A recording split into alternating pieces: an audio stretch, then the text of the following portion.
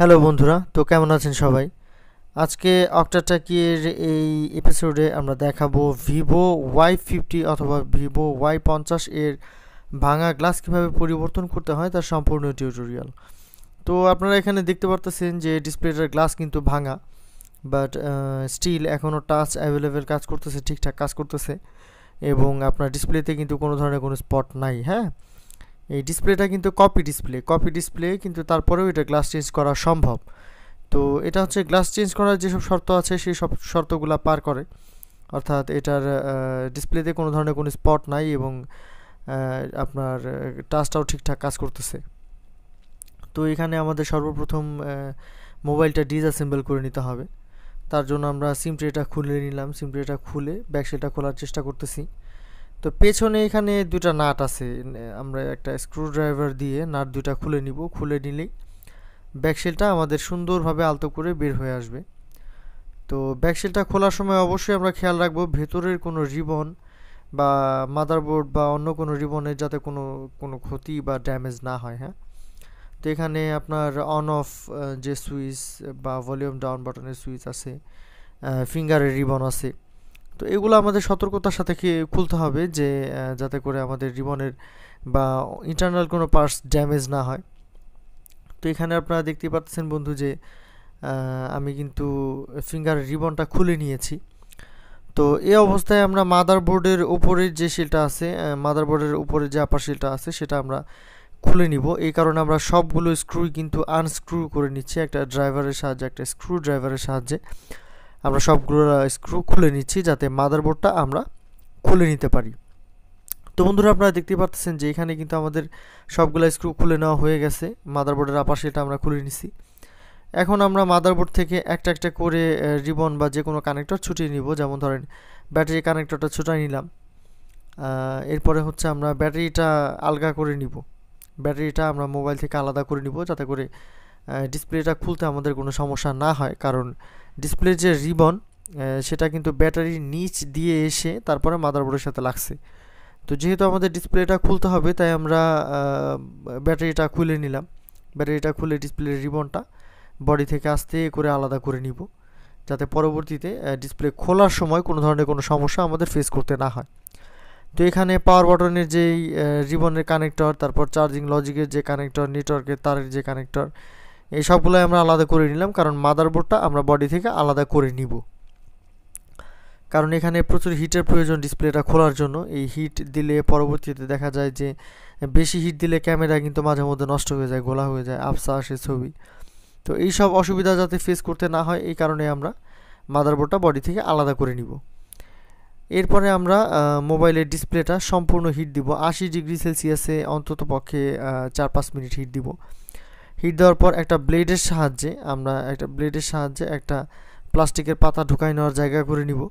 তো এটা হচ্ছে আপনার ওসি পেপারের অবশিষ্টাংশ, যেটা দিয়ে আমি সাধারণত ডিসপ্লে খুলি এবং এটা দিয়ে ডিসপ্লেটা খুব সুন্দর খোলা যায়, কোনো অসুবিধা হয় না। এর থেকে মোটা হইলে ডিসপ্লেটা দ্রুত ভেঙে যায়, আবার এর থেকে পাতলা দিয়ে খোলাও যায় না। এটা একটা পারফেক্ট সাইজ।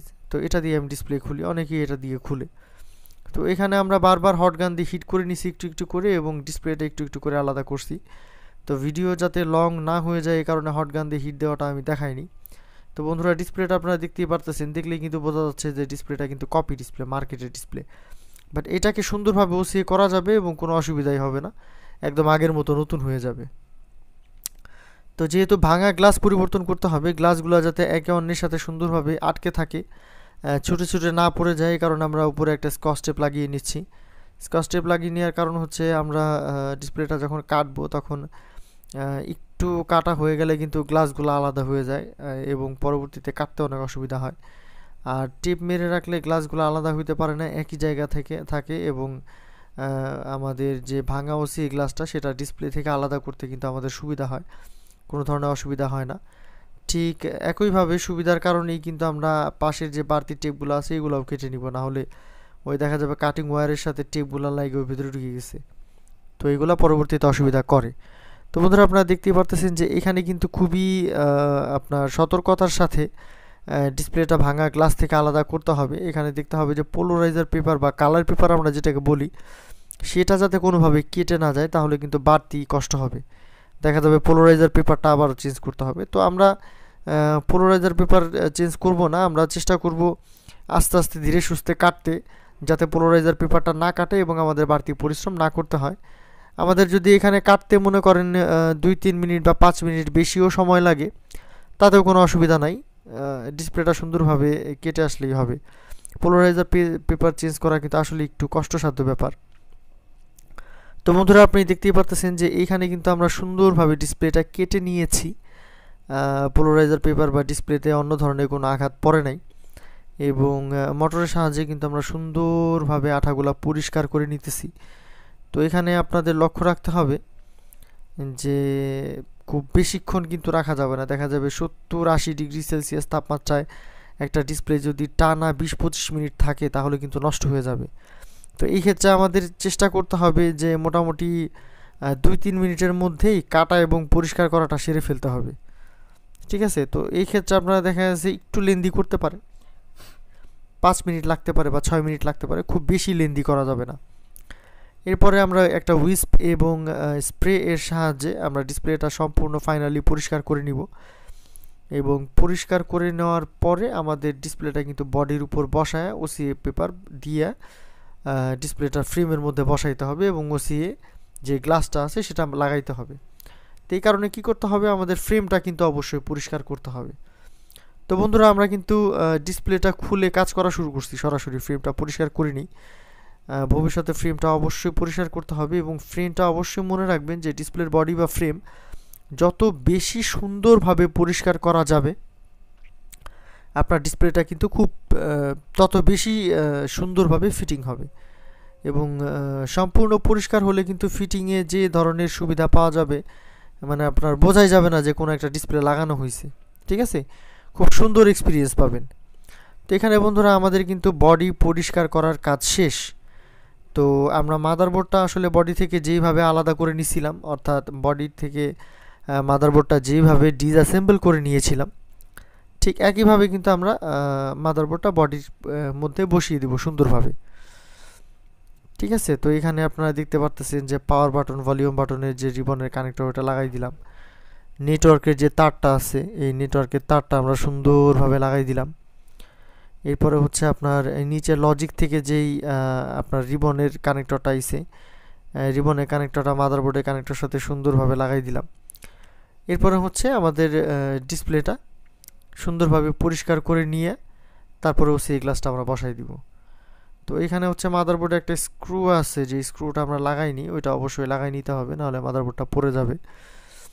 তো বন্ধুরা, এই ধরনের কোনো অসুবিধা যদি আপনার মোবাইলে হয়ে থাকে এবং যদি আপনি সার্ভিসিং করানোর জন্য সঠিক প্রতিষ্ঠানের খোঁজে থেকে থাকেন, তাহলে আপনার নাগালের কাছে এসে গেছে অক্টোপাস ইলেকট্রনিক্স। তো অক্টোপাস ইলেকট্রনিক্সের ঠিকানা হচ্ছে অক্টোপাস ইলেকট্রনিক্স হাফেজ বিল্ডিং, নীলটলি, ফরিদপুর। জি, অক্টোপাস ইলেকট্রনিক্স ফরিদপুরে অবস্থিত। যদি আপনারা ফরিদপুরের বাইরে থেকে আমাদের সঙ্গে যোগাযোগ করতে চান, তাহলে অবশ্যই ডেসক্রিপশনে দেওয়া লিঙ্কের মাধ্যমে আমাদের সঙ্গে আপনারা যোগাযোগ করতে পারবেন। আমাদের ফেসবুক পেজের লিঙ্ক ডেসক্রিপশনে দেওয়া আছে। এবং এই ভিডিও সম্পর্কে যদি কোনো ধরনের কোনো মন্তব্য বা মতামত দেওয়ার থাকে, তাহলে অবশ্যই তা আপনি কমেন্টের মাধ্যমে আমাদের জানাতে পারেন। আমি কিন্তু প্রত্যেকটা কমেন্টই পড়ি এবং প্রত্যেকটা কমেন্টেরই রিপ্লাই দিই। অতএব কমেন্টের মাধ্যমে আপনারা আমাকে জানাতে পারেন যে কোনো ধরনের কোনো অসুবিধা আছে কিনা। তো বন্ধুরা, এখানে আমরা ডিসপ্লেটা কিন্তু ফ্রেমের মধ্যে সুন্দরভাবে বসাই নিছি। তো আপনার নচ অর্থাৎ হোল পাঞ্চ ডিসপ্লে যেই ফাঁকাটা জায়গাটা, ওইখানে আমরা ইউভি ইউজ করব, একটু ইউভি আঠা ইউজ করব। ইউভি আঠা ইউজ করার পরে ঠিক ওই জায়গাটা আমরা ওসি পেপারটা ওসি গ্লাসটা খুব সুন্দরভাবে লাগাই দিব। তো ওসি গ্লাসটা লাগাই দেওয়ার পরে এটা মেশিনে দেওয়ার পালা। তো এখন আমরা এই সম্পূর্ণ ডিসপ্লেটা সুন্দরভাবে মেশিনের মধ্যে দিয়ে দিব, এবং বাদবাকি কাজ হচ্ছে আপনার মেশিন থেকে আমরা সম্পূর্ণ একটা নতুন কমপ্লিট ডিসপ্লে পাবো। তো এটার কাজ হচ্ছে জাতা দেওয়া। এই মেশিনটা জাতা দেওয়ার পরে ডিসপ্লের মধ্যে বেশ কিছু বাবল থেকে যায়, এই কারণে আমরা বাবল রিমুভারে দিব, যাতে ডিসপ্লের মধ্যে যে বাবলগুলো থাকে সেগুলো সম্পূর্ণ বের হয়ে যায় এবং সম্পূর্ণ নতুন একটা ডিসপ্লে আমরা হাতে পাই। তো বন্ধুরা, এখানে আপনারা দেখতে পারতেছেন যে মেকানিকের T7000 ব্ল্যাক কালারের যে আঠাটা, সেটা আমরা ব্যবহার করতেছি। তো এখানে আঠাটা দেওয়ার পরে অবশ্যই 2 থেকে 3 মিনিট অপেক্ষা করতে হবে, যাতে আঠার মধ্যে যে আপনার থিনার টাইপের একটা লিকুইড দেওয়া থাকে, যাতে আঠাটা শুকায় না যায়, ওইটা যাতে একটু বাষ্প হয়ে শুকায় যায়।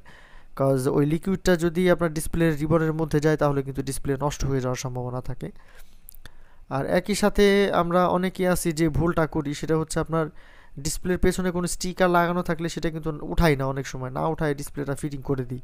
তো এটা কখনো করবেন না, স্টিকার লাগানো থাকে কিন্তু ওঠানোর জন্যই, যে ওখানে স্টিকারটা উঠাই ফেলতে হবে যাতে আপনার ডিসপ্লের বডির সাথে ডিসপ্লেটা আর্থিং হয়। এবং এটা কিন্তু খুব কাজের, আপনার টাচ বা কালারের ক্ষেত্রে এটা কিন্তু খুব কাজ করে। এবং ডিসপ্লে লাগানোর পরে যেই অসুবিধাটা আমরা ফেস করি, টাচে আবল তাবল কাজ করে, এগুলো কিন্তু অনেকাংশেই কমে যায়। হ্যাঁ, অনেকাংশে কমে যায় এগুলো, এই সব প্রবলেম কিন্তু অনেক কম পাবেন আপনি। তো এখানে দেখতে পারতেছেন যে আমরা কিন্তু ডিসপ্লেটা ফিটিং করে ফেলছি। তো আমরা মোবাইল থেকে ডিসপ্লেটা যেভাবে আলাদা করে নিয়েছিলাম ঠিক একইভাবে সম্পূর্ণ পার্টসগুলা আমরা মোবাইলের সাথে আবার একে একে জুড়ে দিব।